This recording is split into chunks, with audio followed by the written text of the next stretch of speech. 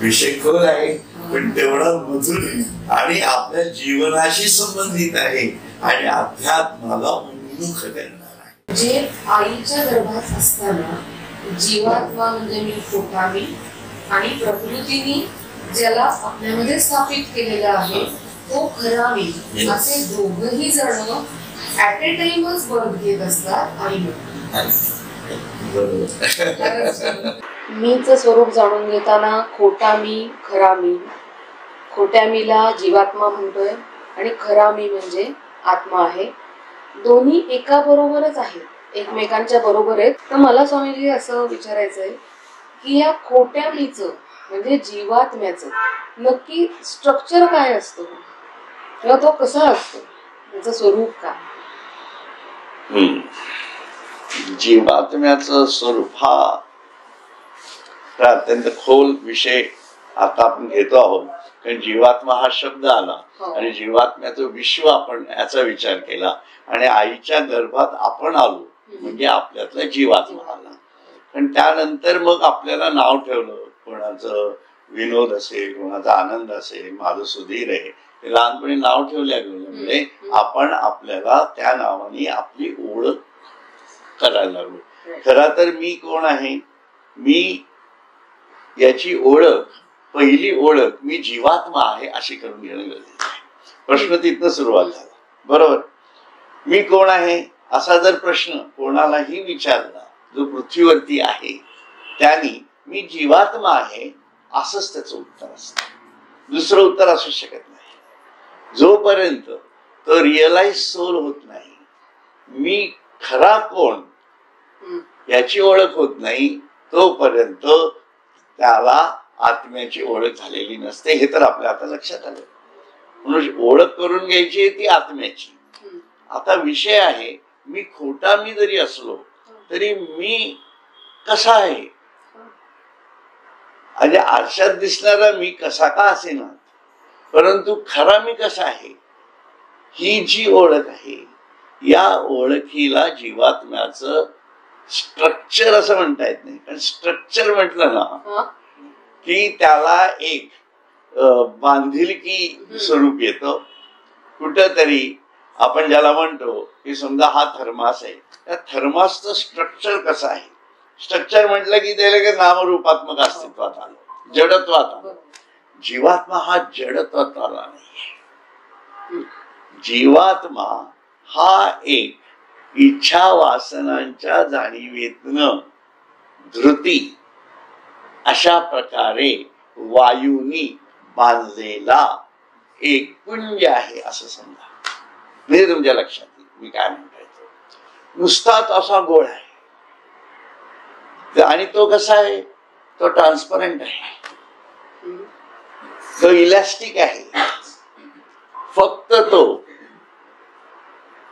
Immortal या स्वरूपात नाहीये, तो मॉर्टल या स्वरूपात तेव्हा असतो जेव्हा तो परिवर्तनशील आहे असं म्हणू शकतो.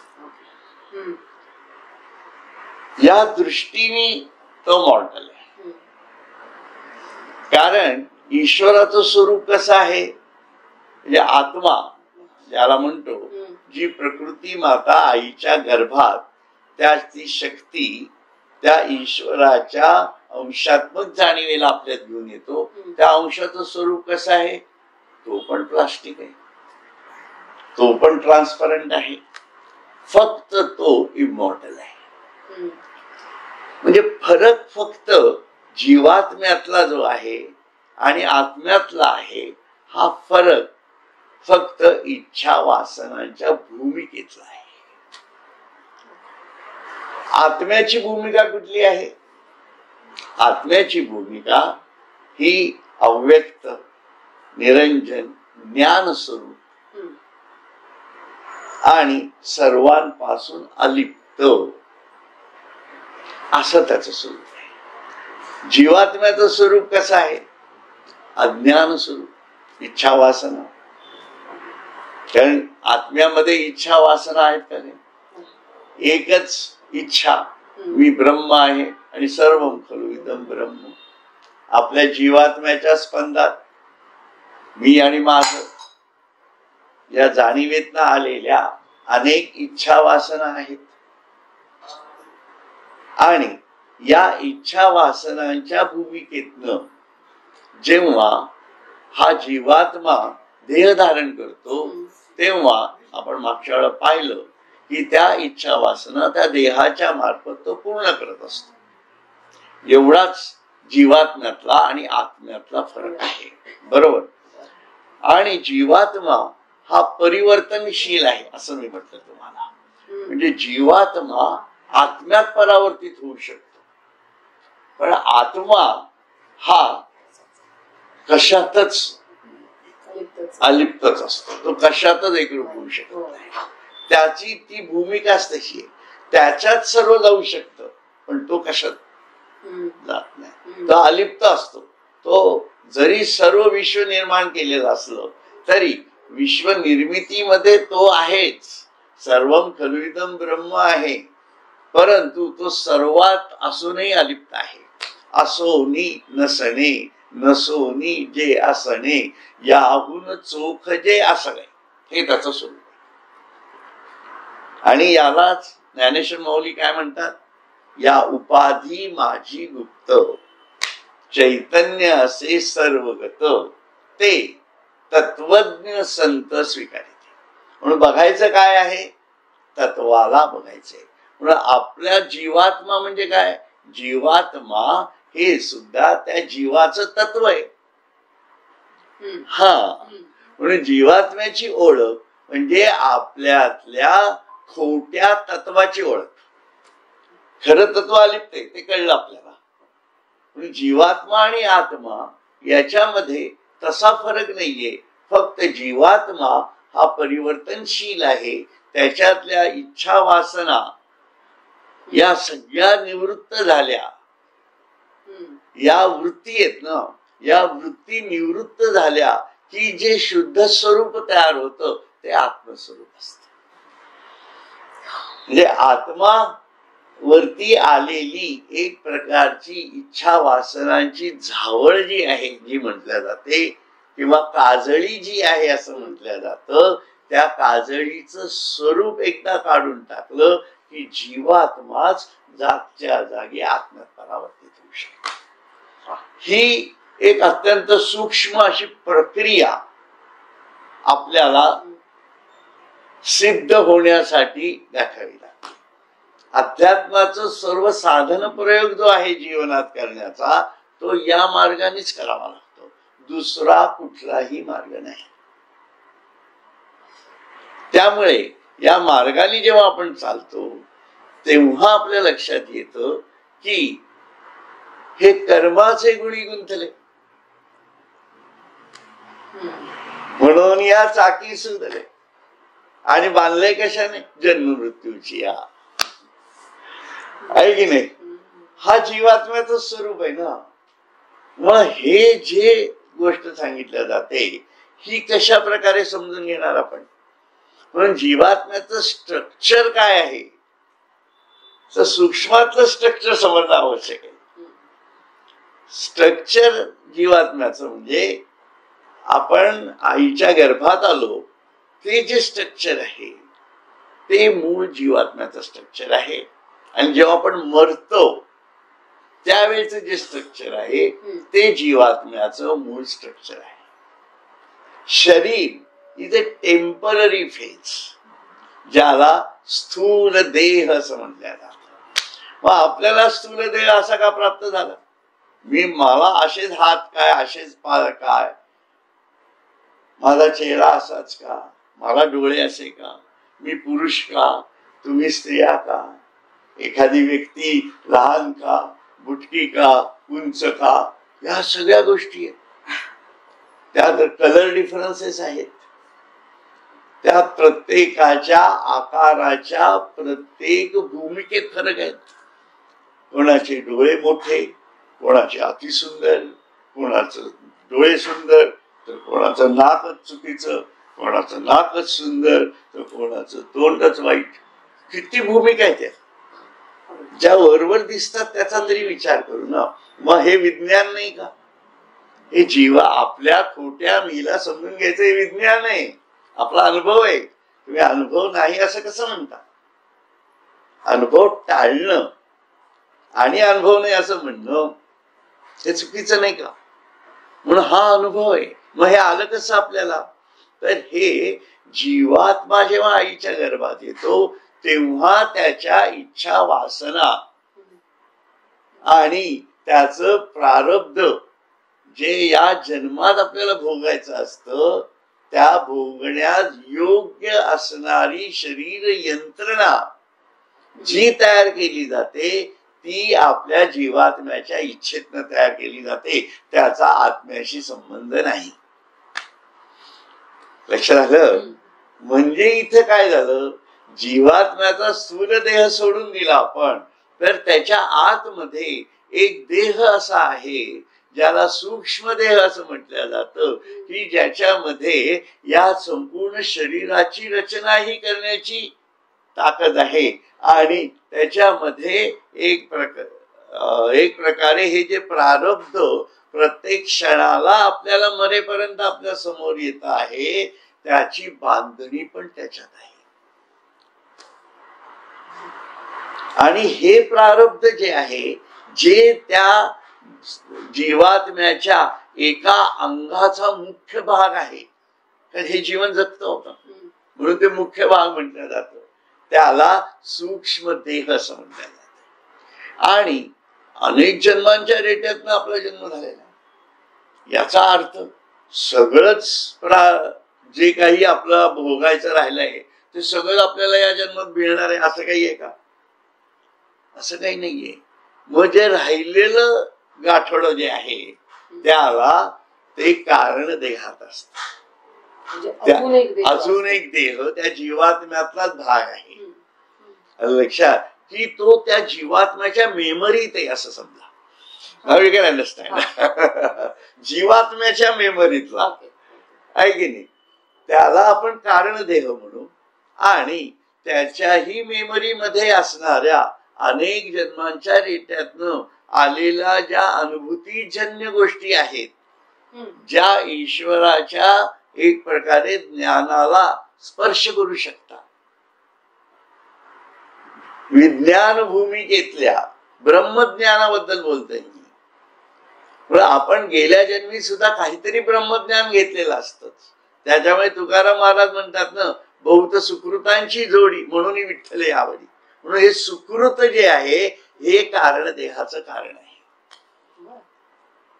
आणि या व्यतिरिक्त जो अनुभव आपल्याला आलेला आहे आध्यात्मिक सुकृत ज्याला म्हटलं जातं त्या अनुभूतीचा महाकारण देह आहे. म्हणून जीवात्म्याच्या स्ट्रक्चरली 3 भाग पडतात. एक सूक्ष्म देह, कारण देह आणि महाकारण देह. आणि ही जी प्रारब्ध संचिताची जी भूमिका तयार होते याच्यामध्ये ही अत्यंत महत्वाची आहे. आणि या म्हणजे जन्माच्या अगोदर आपल्यामध्ये काय आहे, जीवात्म्यामध्ये सर्व संचितच आहे. म्हणून आपण जो अगोदरचा विषय घेतला की जिथं आपण सप्त स्वर्ग किंवा सप्त पाताळांच्या भूमिका घेतल्या, तिथं काय आहे, तिथं भोगायचं काय नसतं. तिथं आहे तो पुंज तसाच राहणार आहे. त्याच्यामुळे तिथं साधना करण्यासाठी किंवा चांगलं होण्यासाठी वर्षानुवर्षाचा कालावधी आहे.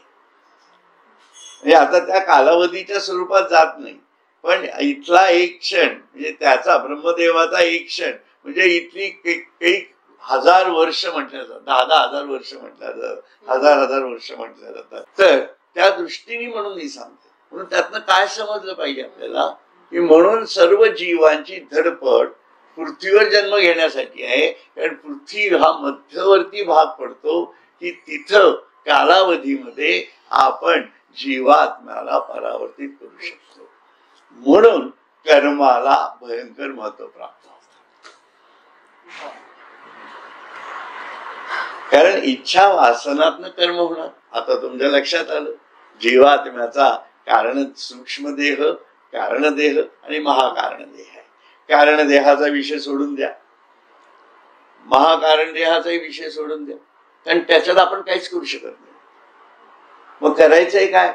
सूक्ष्म देहात न शरीर तर मिळालं आपल्याला, ते वाढणार तर आहेच, पण ते कसं वाढणार, काय वाढणार हे पण आपल्याला माहिती नाही. 15 दिवसांनी आपल्या त्या सगळ्या पेशी बदलल्या जातात, काय होतात, मग त्याच्यामध्ये उत्पत्ती झाली, स्थितीचं स्वरूप आलं आणि मरणार पण आहोतच आपण. म्हणून मरणाचं स्मरण ठेवावं लागतं. मरणाचं स्मरण का ठेवायचं? या भूमिकेतनं, कारण मला परत जीवात्म्यात जायचंय, मरताना त्या आत्म्याबरोबर जायचंय, कारण that is the stepping stone. म्हणून मरण हे वाईट नाही, मरण हा प्रगतीचा टप्पा आहे. जर आपण जीवन अशा प्रकारे समजून घेऊन त्या इच्छा वासनांना भोगायचंही आहे, परंतु नवीन संचित तयार होणार नाही, कुठलाही नवीन बंध तयार होणार नाही, अशी जेव्हा आपल्याला समजायला लागेल तेव्हापासून, असं म्हणून म्हणजे वयाच्या किमान 40-45 वयानंतर तर समजायला हरकत नाही ना. म्हणून अध्यात्म विद्या का समजून घ्यायची? कारण त्याचा डायरेक्ट संबंध आहे मरणाशी, कारण that is the only point where we can reach to the divine. माझी खरी ओळख तिथं होणार आहे, नाही तर खरा मी परत निघून जाणार आहे आणि खोटा मी परत फिरत राहणार आहे. लक्षात घ्या, आता लक्षात येईल तुमच्या खरा मी आणि खोटा मीतला फरक काय आहे तो. म्हणून ज्यांनी त्यांनी ठरवायचंय की मी खरा म्हणून जगायचंय का मी खोटा म्हणून जगायचंय. म्हणून ही कर्मबंध जी आहेत, ही कर्म जी आपण करतो त्याचा बंध पडू नये याच्यावरती संपूर्ण भगवद्गीता आहे. आता हा खूप खोल होईल आणि सिद्ध व्हायचं म्हणजे नेमकं काय हे याच्यातनं आपल्याला उकलेल. परंतु जीवात्म्याचं हे जे स्वरूप आहे हे अत्यंत महत्वाचं आणि तेवढं सुंदर स्वरूप आहे, लक्षात ठेवा. म्हणून भक्त किंवा साधक जो होतो त्यांनी या सूक्ष्म देहात परिवर्तन करायला पाहिजे. म्हणून आपण जप करू, पारायण करू, साधना करू, ध्यान करू, या सर्व गोष्टी मन बुद्धीच्या जाणीवेतनं पोचतो. कोण तिथपर्यंत? मन आणि बुद्धीच पोचते. कारण जीवात्म्यातनं येणाऱ्या इच्छा वासना कुठे येऊन पोचतात? मनबुद्धीतच येतात. म्हणून ही ट्रान्समिशन सिस्टीम आहे. साधकांनी ही ट्रान्समिशन सिस्टीम समजली पाहिजे. म्हणून अंतर्मुख होऊन या ट्रान्समिशन सिस्टीम मधनं आपल्या सूक्ष्मदेहापर्यंत ईश्वराच्या जाणीवा पोचत्या करणं, ज्ञानाच्या जाणीवा पोचत्या करणं, याला साधना म्हणतात. हा पुढचा विषय होतो. मला वाटतं तुमच्या प्रश्नाचं अगदी सखोल उत्तर इथं आहे. आत्ताच्या प्रश्नात अतिशय सखोल असं जीवात्म्याचं स्ट्रक्चर न म्हणता त्यांनी जे स्वरूप सांगितलं, स्ट्रक्चर म्हणजे सगळं आपल्याला डोळ्यासमोर जे दिसतं तसं नसून त्याचा ऍक्च्युअल कसे भाग असतात ते त्या पद्धतीने स्वामीजींनी आपल्याला समजावून सांगितलं. जीवात्मा हा परिवर्तनशील आहे, त्याला सूक्ष्मदेह आहे, कारणदेह आहे, महाकारणदेह आहे. त्याच्यामध्येच आपल्याला परिवर्तन करायचं आहे, आत्म्यापर्यंत पोचायचंय की ह्याच्या मार्फतच आपल्याला जाता येणार आहे. त्याच्याशीच निगडीत असणारं प्रारब्ध संचित ह्याच्याबद्दलही स्वामीजी बोलले. तर आता ह्या सगळ्याशी मला जीवात्मा म्हणून मी इथे जेव्हा जन्म घेते, आता आपण खोटा मी म्हणजे खोटा मी इथे जन्म घेते, तेव्हा मला ह्या पृथ्वीवरती काहीतरी भोगायचं असतं, माझं प्रारब्ध असतं. तर हे जे प्रारब्ध आहे ते संचितातलं असतं, संचित पण असतंच, मागे पूर्वीच्या जन्मात काय असतं ते सगळं. आता हे सगळं समजावून सांगताना तुम्ही एक कर्मबंध ह्या पद्धतीचा संबंध प्रारब्ध संचित मध्ये असतो. तर एक्झॅक्टली हे कर्मबंध आपल्याशी कसे बांधलेले असतात आणि कर्माशी रिलेटेड असतात आणि त्याचा आपल्या इथे येण्याशी काय संबंध असतो याबद्दल आम्हाला थोडंसं काहीतरी सांगा.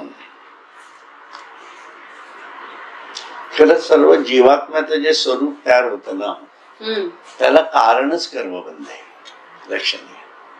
कारण काय आहे की आपण मी आणि माझं या अहंकाराच्या जाणीवेने आता मागचा पुढचा विचार सगळं सोडून देऊ आपण, बरोबर. आता या जन्माचा विचार आपण करू म्हणजे आपल्या लक्षात येईल की या जन्मामध्ये आपण काय केलं. या जन्मामध्ये आपण लहानपणापासून आपल्या इच्छेनेच वागलो, बरोबर. आपल्याला शारीरिक इच्छा आहे आणि त्या शारीरिक इच्छा त्यातनं भूक लागणं वगैरे हा तर मानव धर्म सुरू झाला त्याच्यातनं, तो तर आवश्यक आहे, तो विषय येत नाही याच्यात. परंतु याच्या आतमध्ये आपल्या प्रत्येक गोष्टीच्या ज्या इच्छा आहेत, विशेष करून आपण तरुण झाल्यापासून आपल्याला कळायला लागल्यापासून आपण कसं व्हावं, कोण व्हावं, मोठं व्हावं म्हणून व्यावहारिक भूमिका जी संपूर्ण एक समाज जीवन त्यातनं आपण जे बघत आलेलो असतो त्याच्यातनं आपल्या शारीरिक इच्छा पण आहेतच, कारण अनेक जन्मातनं आपण आलेलो असतो. आणि या शारीरिक इच्छा ज्याला आपण काम म्हणतो वगैरे, तर हे विकार आपल्यामध्ये आहेत. तसंच आपल्याला खायला जरी लागत असलं तरी खाण्यामधल्या पण इच्छा तयार होतात, बरोबर आहे की. त्यानंतर दुसऱ्यांबद्दलच्या चांगल्या वाईट विचाराच्या जाणीवेतनं विविध इच्छा परत तयार होतात, द्वेषाच्या भूमिका तयार होतात आपल्यामध्ये. या कशा तयार झाल्या, या कोणी तयार केल्या, या आपणच तयार केलेल्या, बरोबर आहे. खायला काय लागतं, खायला पोट भरायला माणसाला जे मिळेल ते चालतं, बरोबर. संत मंडळींनी पण याची उदाहरणं दिलेली आहेत, आहे की नाही. म्हणून याच्यामध्ये ते खाण्याच्या पाठीमागे वासनांची भूमिका जेव्हा वाढायला लागते तेव्हा मग आवडीनिवडी सुरू झाल्या, बरोबर. कारण वासनामध्ये खाणं पिणं गुंडाळलं गेलं, शारीरिक भूमिका तयार झाली आणि याच्यातनं त्या भूका वाढवण्यासाठी संपूर्ण बाजार व्यवहार तयार झाला. व्यवहार कशातनं तयार झाला, बेसिक नीड्स आहेत, अन्न वस्त्र निवारा, या मूळ गरजा आहेत, या मान्य केल्या. परंतु याच गरजा आपल्याच इच्छा वासनांनी कशा वाढत गेल्या. निवाऱ्याला एक 10 बाय 10ची काय त्याच्यापेक्षा कमी असलेली खोली चालते, पण फ्लॅटच्या फ्लॅट, एक फ्लॅट घे, एक फ्लॅटा व्यतिरिक्त अजून 4-4 फ्लॅट घेणारी लोक आहेतच की. मग निवारा एवढा लागतो का, बरोबर. वस्त्र प्रत्येकाने आपापले वॉर्डरोब बघा कसे भरलेले आहेत ते. हा, मग ही वस्त्राची विविध प्रकारची आवड कुठे निर्माण झाली. अन्नाचा विषय आपण पाहिलाच, किती विविध प्रकारचं खायला लागतं. आज काही वेगळं असेल तर नको, 30 भाजी नको. मुलांना तर काय बाहेरचे बर्गर हवे, डोसे हवे, काय काय वाटेल ते, त्या विषय आताचा चर्चेचा नाही, पण वी कॅन अंडरस्टँड. मग हा आपला जीवात्म्याच्या इच्छा वासनांना वाढवण्याचा विषय नाही का. आपण मूळ जीवात खोट्या मी मध्ये तरी आपण कसे जगतो, खोट्या मी मधला खोटेपणाच वाढवत चाललोत ना, असं मला म्हणायचंय. हा, म्हणून वासनेनी वासना वाढतात, इच्छांनी इच्छा वाढतात. हा जीवात्म्याचा विषय असा आहे की जो देहबुद्धीत आला की त्याला जास्तीत जास्तच खावंसं वाटतं आणि साठवण्याची वृत्ती तयार होते. मला आज खायला मिळालं, उद्या मिळेल की नाही, उद्याचे साठवून ठेवलं तरी परवा मिळेल की नाही, परवाही मिळेल की नाही, महिन्याची साठवण असायला लागतात. नंतर ते पुढेही साठवत जेव्हा बसवल्या जातं ते आपलं गव्हर्नमेंट साठवून ठेवतं वर्षानुवर्षाची, कोठार भरून ठेवली जातात. मग त्या कोठारातनं मिळवण्यासाठी मी माझ्या घरामध्ये, बँकेमध्ये, तिजोऱ्यांमधनं पैशाची कोठार साठवत बसतो. एवढा अशा प्रकारे अन्न वस्त्र निवाऱ्याच्या भूमिकेतनं पैसा हा एक वेगळी गरज तयार झाली. पूर्वी पैसा ही गरज होती का? बारवेड सिस्टीम होती. तुम्ही 2 शेर गहू द्या, मी 2 शेर ज्वारी देते. सिंपल. बरोबर आहे की नाही? आता हे सिंपल चांगलं का वाईट माहित नाही, पण आताच कॉम्प्लिकेटेड आहे एवढं तर नक्की.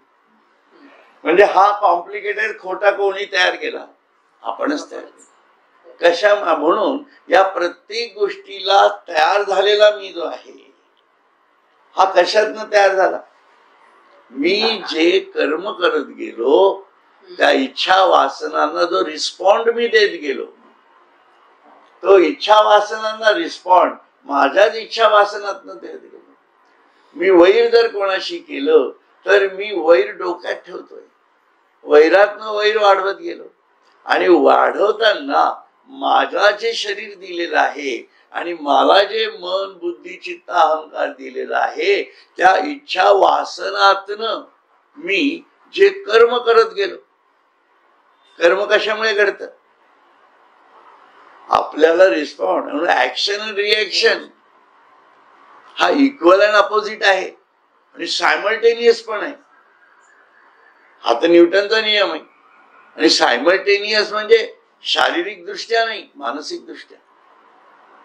म्हणून सायमल्टेनियस येणारी रिॲक्शन स्मृतीमध्ये जाऊन बसली तर माणूस डोक धरून दुसऱ्यावरती वार करू शकतो.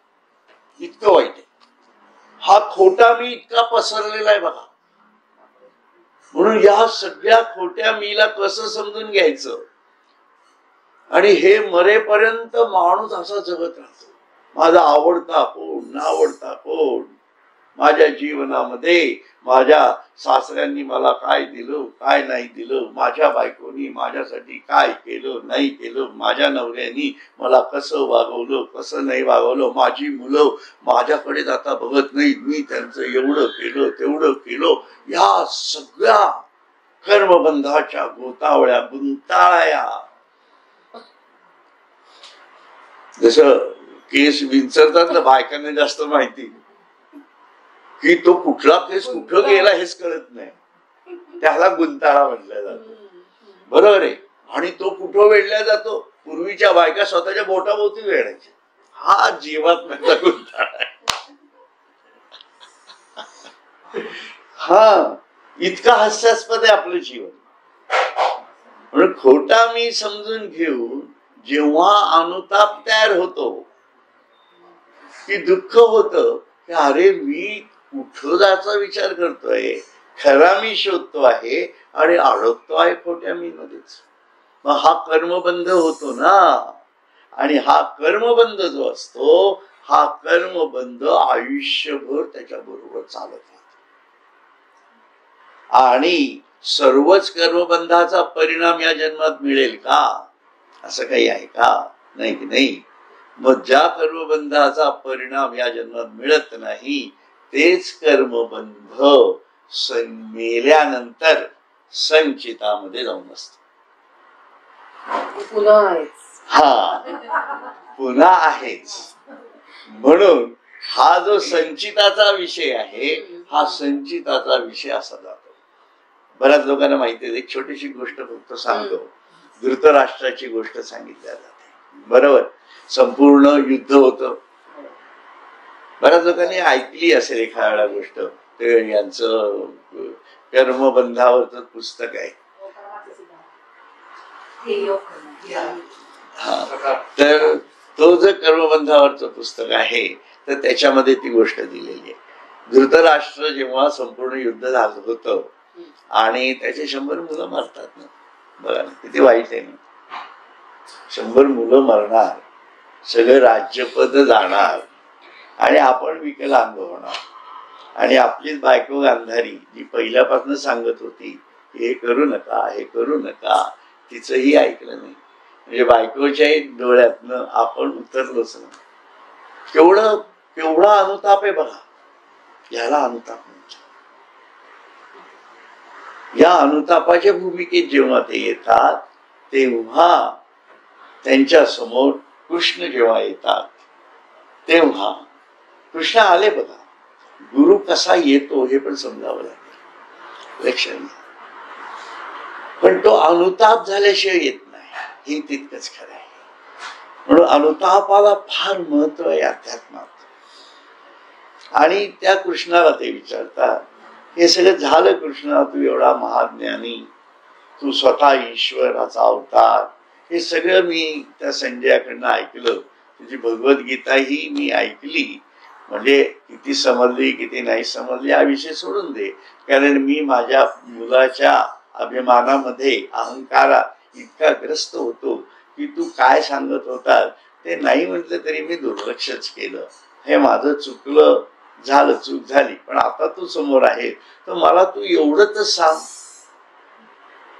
की मला हे दुःख का मिळालं. कारण त्यांनी भगवंतांनी सगळे सांख्यात वगैरे सांगितलेले, प्रारब्ध संहितेने ऐकले, कानावरनं गेलेले. तो हुशार असतो, धृतराष्ट्र राजा असतो, लक्षात ठेवा. त्यामुळे त्यांनी तो प्रश्न विचारतो की हे मला दुःख का प्राप्त झालं. तेव्हा कृष्ण त्यांच्या नेहमीच्या भावाप्रमाणे स्मित करतात आणि ते विचारतात, खरंच ऐकायचंय का. कारण ही पण तयारी लागते, खरंच ऐकायचंय का. ते म्हणतात हो खरंच ऐकेल, कारण आता मला कशातच काहीच इंटरेस्ट राहिलेला नाही. कृष्ण पण आतून ओळखतात काय धृतराष्ट्राची स्थिती आहे ती, आणि ते त्याला दृष्टी देतात आणि त्याला त्याचा 100वा जन्म दाखवतात.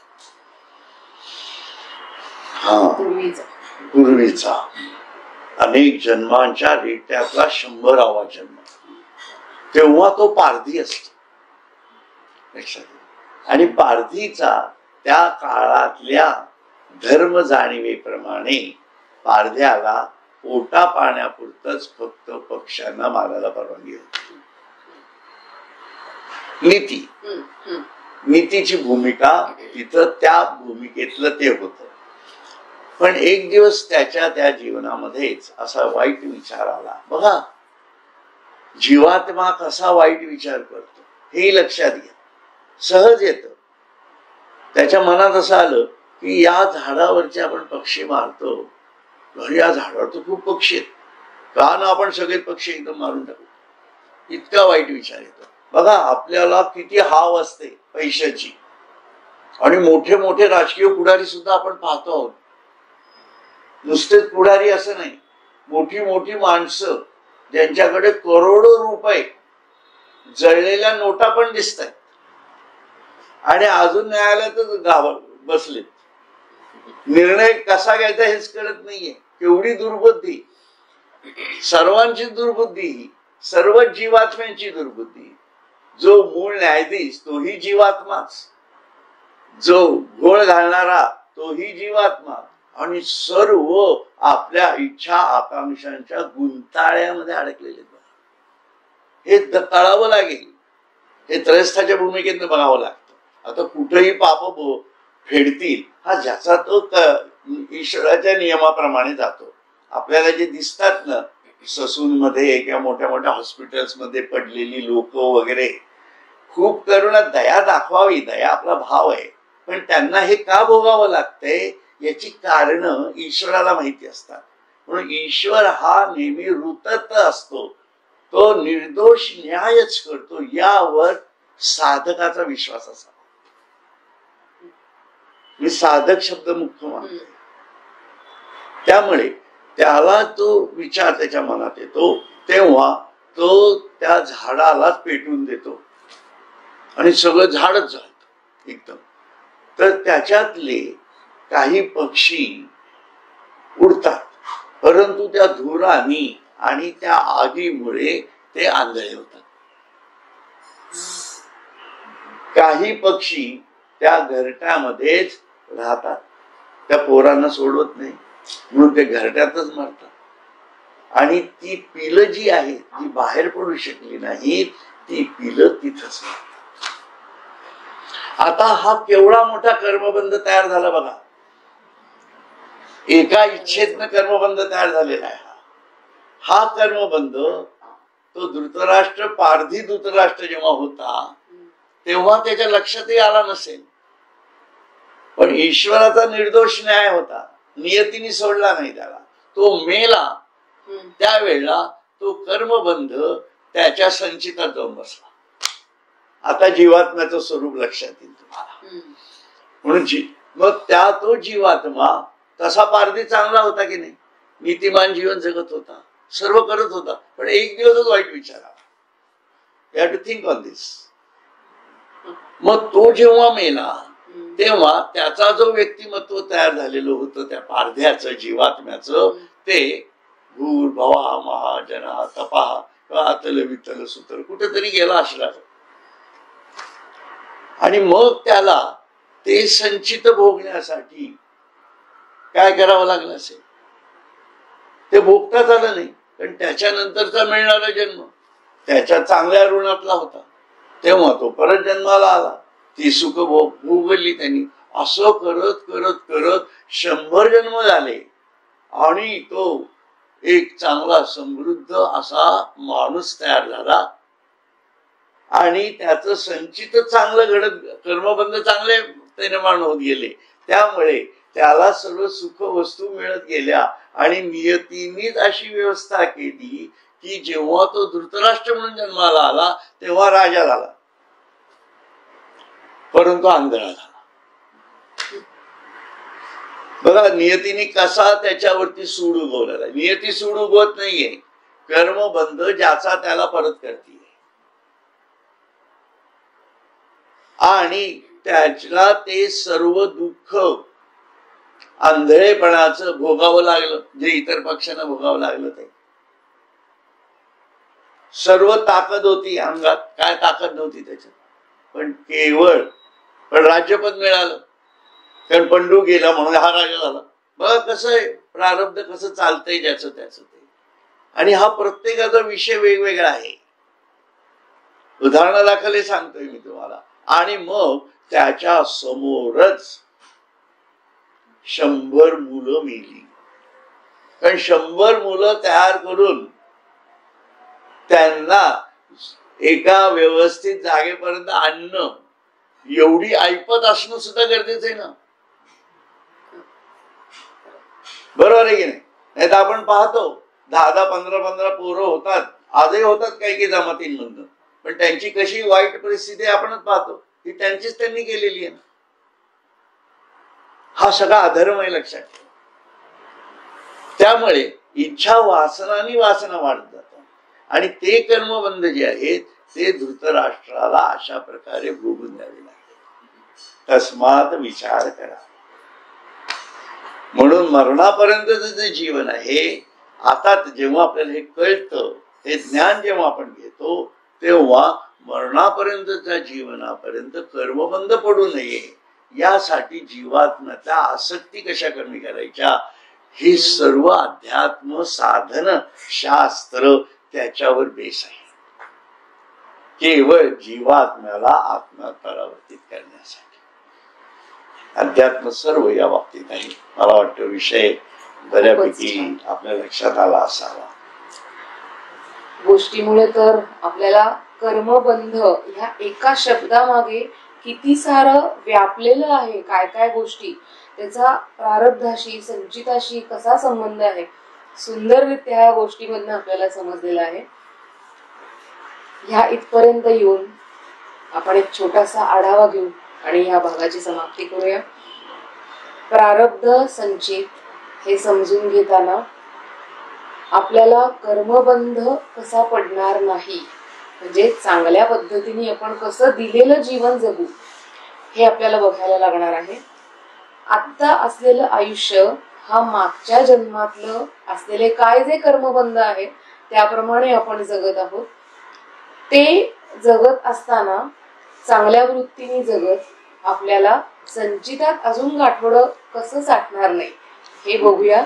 परंतु त्याच्यासाठी लागणारं जे मार्गदर्शन आहे, त्यासाठी लागणारी जी साधनं असेल ती काय पद्धतीची असू शकेल आणि आपण ती कशी इम्प्लिमेंट करू शकू, याच्यासाठी पुढच्या भागात आपण स्वामीजींना नक्की भेटणार आहोत आणि ते आपल्याला मार्गदर्शन करणार आहे. ह्या भागासाठी आता इथेच आपण थांबतोय. सगळ्यांना धन्यवाद.